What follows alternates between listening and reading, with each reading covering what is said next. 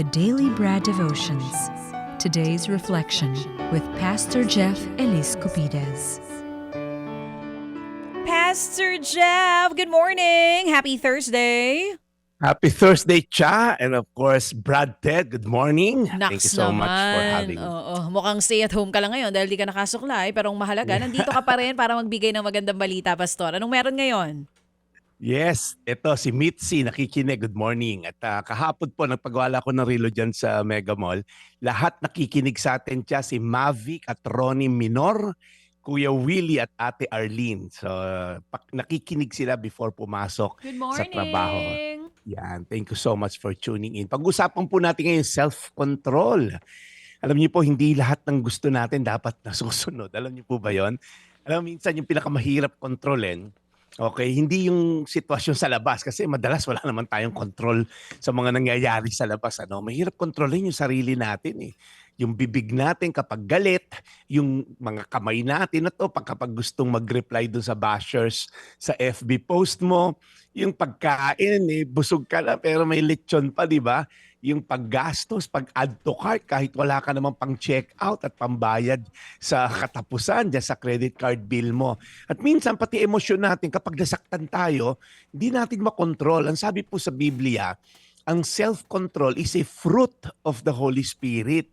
Hindi po siya man na manufacture. Siya po'y bunga pag tayo'y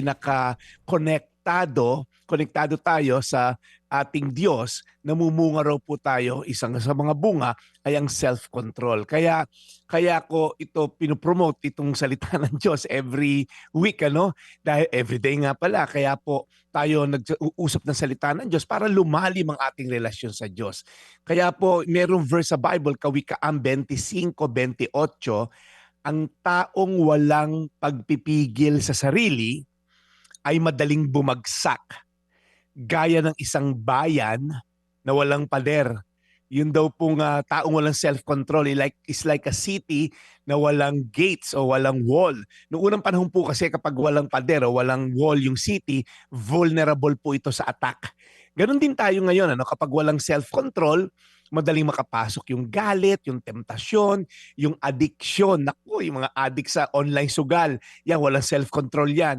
Magkakaroon po ng lugar yung pride, mga bad decision. Kaya bago ka magsalita, pause muna. Pause and pray.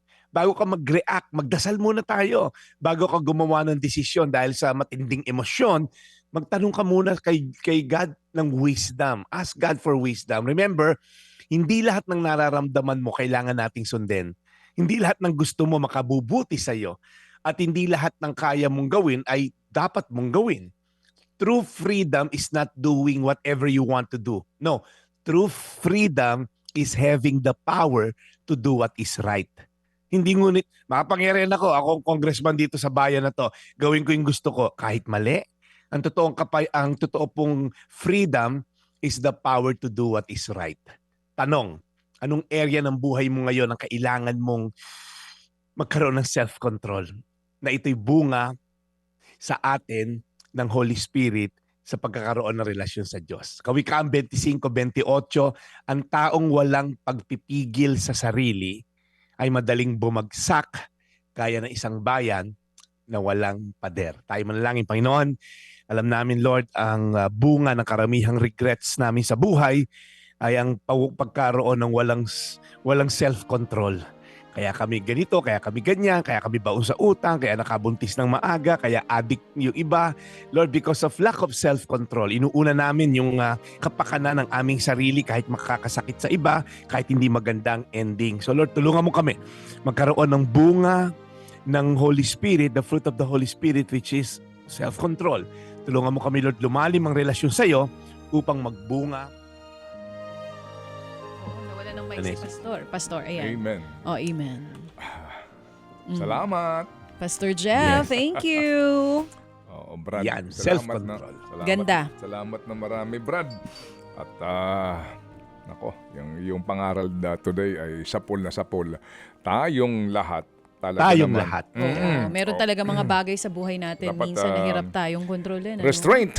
Yan sinasabi natin. Maximum tolerance. Oo. Yan. Sa gobyerno. Char!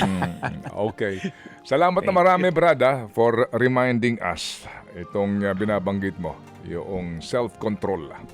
Amen. Yan ang napakahirap, no? I-manage. Kayong iba may anger management. Yes. Tama. Meron ding self-control sa pagkakamal ng maling Oo. Ay, pamamaraan. Ayan. tama. Yung mga walang Iba yun, iba Ayan yun. na kami. kabusugan. Ayan na kami. Ayan na kami. Oo. Papaalam na ako. Minsan Nagiging komentarista na. Nagko-control ka Pastor. kasi baka ma-spank mo. Yun ang magkaroon tayo ng spanking issues. Okay. O sige, Yeah. Pastor. But thank you so much, Pastor. Ang ganda ng iyong na-share Yeah. sa atin ngayon.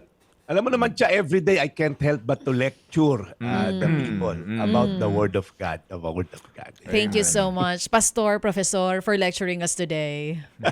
Thank you, Brad. Salamat na marami. We'll Thank catch you, you Brad tomorrow. Ted. Papaalam ako. Bye-bye, Mitzi. Thank you for tuning in. Ito po ang inyong Daily Brad, your daily dose of And inspiration. serving the people indeed, Brad Jeff Eliscopides. Mga kapatid, patuloy po kayong tumutok sa 105.9 True FM para sa totoong balita, impormasyon, music and entertainment. Mag-subscribe sa aming YouTube channel at podcast at sundan nyo kami sa Facebook, Instagram, X at TikTok sa True Network PH. Bisitahin din po ang aming official website, truefm.ph. At panoorin din kami sa True TV Signal, Channel 19. Kami po ang 105.9 True FM. Laging true sa'yo, kapatid.